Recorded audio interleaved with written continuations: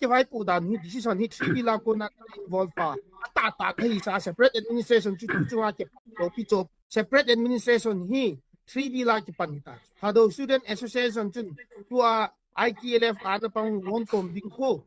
all tribal student union manipura president na katuwa ma president hina noya ko na kan na to wa ma ko at suma ko na 3 bila ko na chu at sum khat ka so wa 6 schedule be mu te ding separate administration yan ki pancho SA ti 2023 jawa ki pan hilo picho 2015 lang a hichalaya to 3 bila to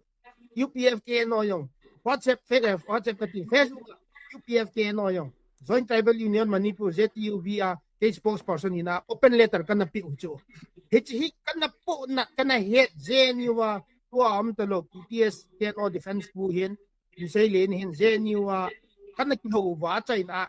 amhon ma zo si movement na ki lead dio ti wa cho ko lo ba ko na chu boy nong ti pana hicha ko na chu nam ki ti ken kata san lo eso group ti ho ya tu cho SA ki se ya yong chu kata san lo ya chu imphal ka da ha chu cho champura ka hung lo hung lengก็ก็ได้ทำไมปัญหาดิเหตุที่ของคนจริงนี่ที่จะจะหางสันไปนี่เลยเราจานดิ้งอยู่นะคุยพอดีจุดตาที่เป็นกระเสียงไงมันนี่พูดแก่เราดิ้งอาสวยกับยูดีเอสกรุ๊ปฮอนนี่ปีบอลนู่นไอ้ที่ถีบป่วยที่จะคอนฟลิกต์ที่คอนสไปร์บอลแล้วอุมามีองค์ไอ้ไก่ของไอ้กีฬาสอุมาฮีอีป้าฮีก็มุ่งจินจะจูน่ะที่กันนะโมชั่นนัลโลจูจะนี่ปีก็มากระเสียงงมจูเลสอนลันเต่าที่ที่มันฮีDuni ni kon SAUT mo hiyong ni him khat hi na sa zong tabanga min ai gen lo wa min ai respecting ni ai man dignity ni masat ngai cho eng lo ku ki warong chu ku ki rising hilo ku ki rebellion na akhel wa ku ki in ki hon ami pi convince lo ji wa a china biren ngo thu cho recognition pe pa biren cho chu pa cha talu hila amo zo biren cho sei shi no wa song ko khet ke sa uk cho na mi pi ho chu nei the ya hi le thudi pi ham thu tai pi ham le sit ke bai hom dan pi ham ko lui tin thudi chu ta cho ye te ti advice ka pi no me all pe chu bang ba la yin chu ki mu thei cho ji chu Indian constitution bu ya kum khat ma sanga chu popular government install de chu ai wa nga chu ei ni ho MLA som ho chun popular government on ki form la ka pan diu hi ti cho mu cho amu wa chu ni pi ja het mu cho mo hin ipiti het Muhammad ti ai le tu ajong popular government BJP in claim about like form hit popular government na pangui cho mo hi cabinet minister hilo wanga cho popular government na pangui cho third me ni apana pm cha to pulet pau chu biren cabinet council of minister cho ama ni chu president will hum ni ko na chu by default la machama biren ni ak resign le chief minister ki resign le adang jo chi ki resign cha hi jo wa chu ahong ki resign hon thu hi kumni wal chu pule pau to piniam chang chu cabinet biren cabinet na manipur sarkar a chu na to cho sei le thei a hin sei le mo wa SA to na union territory demand to an chok puluan sei puyen hep mo wa ita san mo wa piar hung pha na chu aphai ti wa thau no ma chai ta cho le piar rong chu kum khat chai kit na piar sunga chu Manipur integrity ke loading tia hi SOO group ho kita te UPF ke non so hen kai chi ale SOO group ho chu sei them kitwa an sei mo achen explain wa bar pai ta hi tai Manipur government out to ki bai ma Manipur government no ya chu Ashok Kumar in representative tripartite chu kai tho chu president gul sunga ale Manipur integrity ke loading chu condition number 1 here Manipur integrity ke lo hela negotiated political settlement negotiated ki tichu stakeholders zo si zawding cha ki ho to a settlement ko di ki tichu ale hi chi kile sa tan se ma sei to wa mi pi ta san ki to chu ni pi ni ta san zo wa to a hi popular government ho ki form ki na hi le gohat ya lung ku meeting tiu nampi working committee tiu Kukizo council tiu pizza chan se le ahi tam ta mi pin ki nem ta im lai to wa chu pi hung so mi ti ai le Manipur sarkar ke form de tai BJP MLA ho ke ko committee le ai MLA sagi yong cha ga tao chu aga za wa hi le deputy CM ama hi offer ama cabinet offer ki ti le hi ke offer ai le kain ki hal de ya ki cha na lo loi a ki cha ke wang chu ti ti ong kala de ti an na loi na kita chu hung mo wa hi le MLA ho chu akitu dana united MLA dana ho chu na to hi abon wa po ke ga mu ta chula zalla ma ta mi pin su de ta lo hiu chula social boycott bolo social boycott bol wang wa chu kang po pi kang constituency a chu nyen chi ki beng ha bang yin cho to aku social media chu sei ngamang lo pi chu KNF ki cha na operational area ki cha pau ngamum te lo pi to kang po pi district so chu koi ma cha in ma cha sei ngam ta lo pi chula lungdam lo phon do no ne ngam ta lo pi chula ichen na bet sa chui pi hami ti a hi le thing noi su group ho in ama operational area chu supreme power choi wa de de bo hi ta chu ichi ta bang hi pi tia hung po do the hami ti le mi pi ngol bo li chu mi pi hin he lo ding da na ko yu chu he no he lo chu mi pi hin ye ja chu constitution procedure tung ji a chu resign ki bo lo le popular government a ngai thla manipur government ai panai le manipur integrity chu kasu ke lo ding hi ki na hi chu lo ai the ya hi le ki ngol bol na pa hi reality face o hi tai tu ni ai ni pi no ki het nu vin reality and face ta uchulam hong bipartite he ti wa on goal ki khom wa zo se wa tripartite da kai wa manipur integrity za we ti le cha za sai ja ki la do thei lo ja ki koi ham he ti wa negotiated political settlement chu aki pang phut wa hi chu mai chang an ne wa hong ki nu ngeu chula ya chu manipur chu su ke de ti wai le chun hita chu su ke the hi island negotiated political settlement na su ke the hi island chun vet diu ta chula su group leader ong ka hi pon violent him le thal dop nong ken ka ta san pon na manipur ke diong ka ta san lo hin amo chun allo ki bol ta win te bol nom ki demand ta win te let them negotiate mi pi hi weapon ai man cha daw hen mi pi hi ki sial nai man cha daw hen mi pi hi tools ai man cha daw hen na mi pi hi freedom fundamental rights Indian citizen hin a nei pau right to vote right to life right to freedom ki ho hi iman thei du he poi mo cho tamon cho hi ai man chau hi na chi ka dei lo thu hin tu a event le SOO UPFK no hi a political settlement hi event na hi le SOO a ki chai ji cho na sai chai ta tu lam avela discuss a hi ol ki pat ai ki pan kit na chai no lo vicious cycle cho ki pat ai ki nung chu ki pan kit chu ki ta vel ki vela hi ji chun the thing the SOO hi manipur su ke lo di hi jen su ke din de wai le SOO hi abrogate bolivin hi chu kapan na he ke ithi ko a mi tam ta in funeral service attend a boarding hall ka hi lo pi cho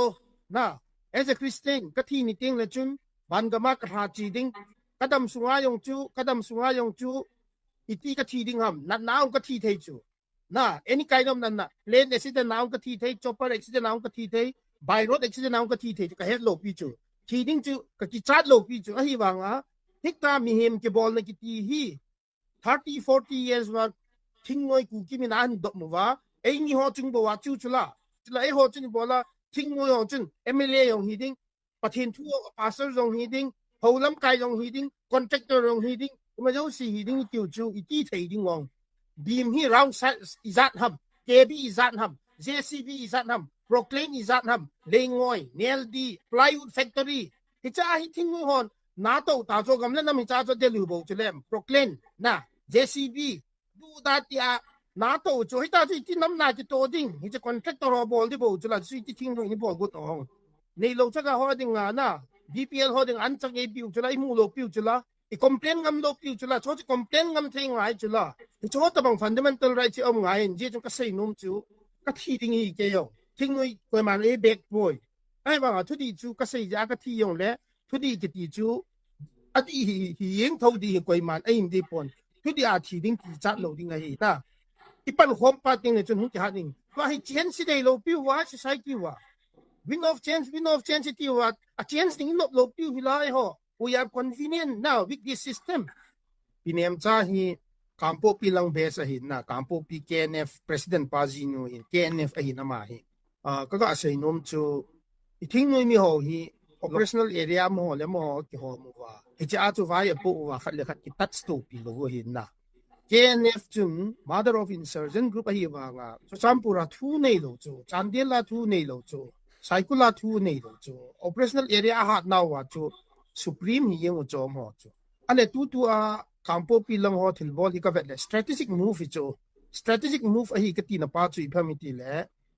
MLA ki resign lo le government na chu pandi ki chu ke de yong chu chu ki resign ding hi ai le chun apang ta poi ti ne koi ma ne touch thei lo ta ale kampo pi chu KNF stronghold here ki ngam muwa bol hi chu ki ngam muwa ka gam sunga koin ipitu nei theiding ham kon chi ka bol hi adi a hi tiu chu ale hi chu ka ga justify nom chi pi ham ti le MLA hi jo wa chu BJP hi jo wa chu azaw lo wa hi party chung lo hi tiu ta chu party deputy CM na penge ki ti chu deputy CM chu ima chai lo pi chu a title chu hi wa nga chu balanceable chu naga khat man naga khat ei pele balanceable chu piniam cha chung kuki te chu kuki hi na chu kuki ho chu peace talk sa han pu yu thei ding ham kuki PKZ chu ai lo le mai thei ho to negotiation tam sa an pu ding ham manipur ke lo wa SO leader ho chi chan ya negotiate bo pi ding ham solution ding a ale ga vet kit ding khat chu amo chun kampu pi totally isolated ni chu ale surrounded by naga si chu ale to ayo ban aneu em khat asif gu no vai le ren ten boy na simo khat lang gari thai thei talo problem affairs you UNC to kaino ai khat level la chu pi ha king ki level la understanding a simo yong le khachom di lo ale another front ai gal khat ni naga ton hon kit ni le abon wa hi tu bo kang wa yang hung jam du ki dew ta cho ku ki te zalen ta ma chu ene mele so chu unitedly kilung to ta hung khom wa very recently I to January 13 14 na chu lung thu ti wa gotti a meeting ane wa chu unitedly fighting a khom ya achai na decision na khom thelo wa hung ki split pau chu ni na hi le pinem cha yong chu ku ki te traitor hi ku ki te ju das is karot hi ti the das is karot hi thelo chu pinem cha chu ku ki pom chula KZC a pang chula ku kin pi a pang chula aina ku kin pi manipur hong UNC to ato khom sa thei chula she is very much cookie na chichi ai le ga be sa chu ga sei nom chu ama chu cookie na sa ta ki pi wa nga chu cookie cho betray ta chu cookie people's aspiration chu government na chu ga zaw ta chu ne loading ka chu ga ni kha ta chu ale piniam cha yong chun ki het ngai chu la lam kai ke ho ai thei lo ai tai ka din mai he thi mo ngai ama kampo pi se represent na ki gela KNF se represent na ki gela di lo di chula nampung pi nam ki team chula KNF chu mother of insurgent group hi chula amo mother of insurgent group ho pen chun hita chu decision an la wa le ni pi chu kap di ta chula ni pi chu akap ong koi mo poi apun hong koi mo poi lam kai ho ki chet na hi jing na game abol thei papa hangsan papa bo ngam papa ki chet na dan chun om jing ni ji chun thudi thuta gamsung ki wai hom dan hi ve ong tin thudi thuta hangsan tan cho ye tin puti han lang hi le ilung mong ting ke ku ni a hi cho hi kan nam mu ki ti le ki wai pu dan hi decision hi 3 la ko na involve pa 6 schedule be mu te ding separate administration yan ki pancho SA ti hi 2023 jawa ki pan hi lo pi cho 2015 lang a hi cho to am to lo PTS state or defense bu hin ni sei len hin je ni wa